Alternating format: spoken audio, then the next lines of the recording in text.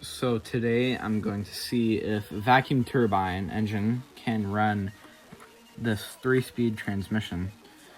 I recently built this turbine engine, mainly based off of KF Plus Lego Masteries, except I have all 4 40-tooth gears in here. So it's a little bit different in sense of gears.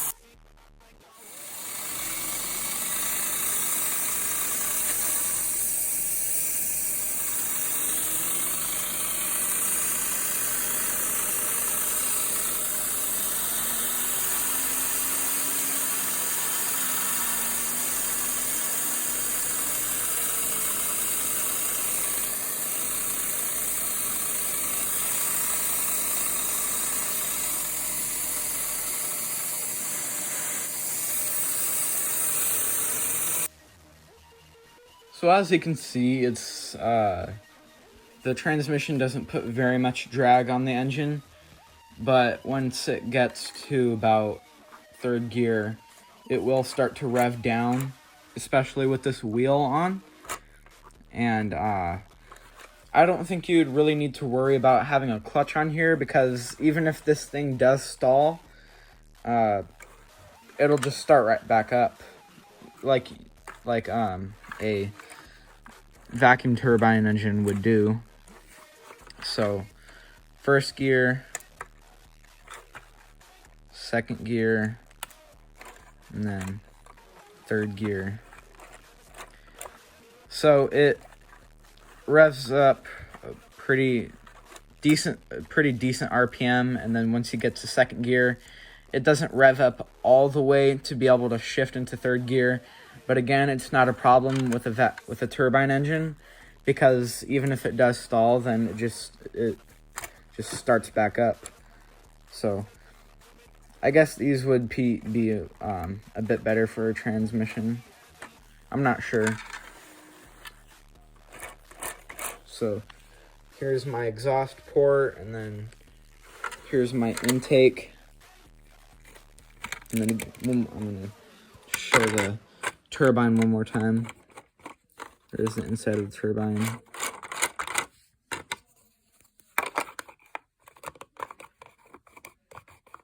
Pretty difficult to snap back on. But there we go.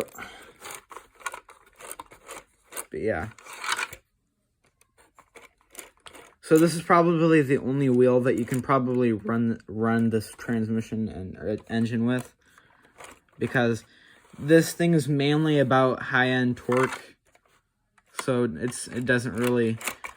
couldn't really drive this giant wheel with this transmission, even in 1st gear, which is surprising. But yeah, compared to this, it runs a lot faster, but this one has a lot more low-end torque.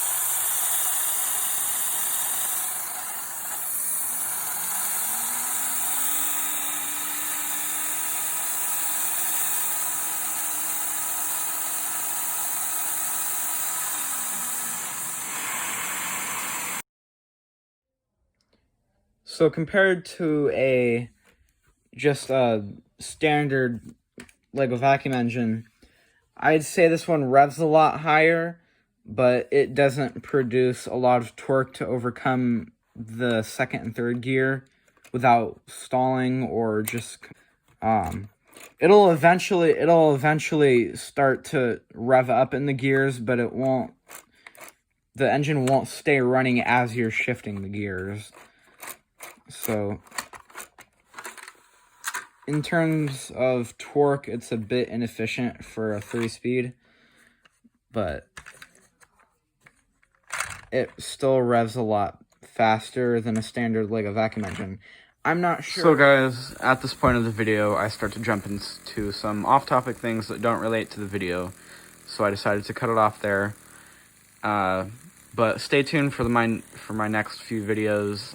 I'm pretty sure that those next few videos will be a Boxer 2 version 1 and a Lego V-Twin version 2. I haven't showed the version 1 because I don't think I ever filmed any of the version 1 of the V-Twin. So I'm going to recreate that V-Twin oscillating engine and try to see if I can get it to run better than it did in July when I made the version 1. I feel like I can make it again and try to work out some more flaws and try to see if I can get some more power out of it. So stay tuned for those videos, and I'll see you guys in the next one.